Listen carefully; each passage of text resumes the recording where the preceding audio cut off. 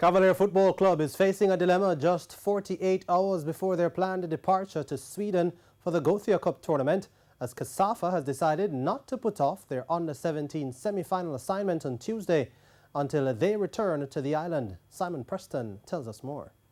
Cavalier will take on Santos in semi-final 1 of the KASAFA Under-17 football competition on Tuesday afternoon. But should they advance to the final, the coaching staff will be presented with a challenge, as they will be in Sweden for the prestigious Gathia Cup, which commences at the same time as the KASAFA Under-17 football final does on Saturday. General Secretary of KASAFA, Dwayne Dillon, says the semi-finals won't be postponed, and he offered a suggestion to Cavalier. What Cavaliers wanted us to do are asking us to put out the competition by another 2 weeks. And we're saying to them that we are unable to do that at this time based on our scheduling, because our under 13 and 15 competitions, which are compulsory competitions for our club, should be getting on the way shortly. What we have said to Cavaliers is that we are aware not all your players are going. You are allowed to register 35 players.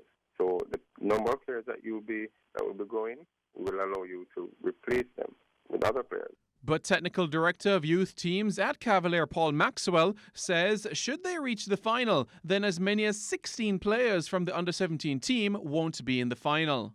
Out of the team, we're losing about 16 players that are going to be traveling. 16 players are going to be losing, so that's including starters plus reserves. So basically what KASAFA wants us to do is lose. They want to set it up for us to basically lose. Basically, that's it, because you're going to be losing 11 starters plus 5 first-choice subs. Basically, we would only have 9 players left that are registered after that. That's what we'd have, because we have 25 players registered right now, and we'd basically be left with 9. Dillon suggested that Cavalier can dip into their under-15 and under-13 player pool should they reach the final. But Maxwell sees otherwise. So we must use a 13-year-old, several 13-year-olds against 17-year-olds. Look here. I'm thinking it would be a simpler thing to postpone the final alone until we return.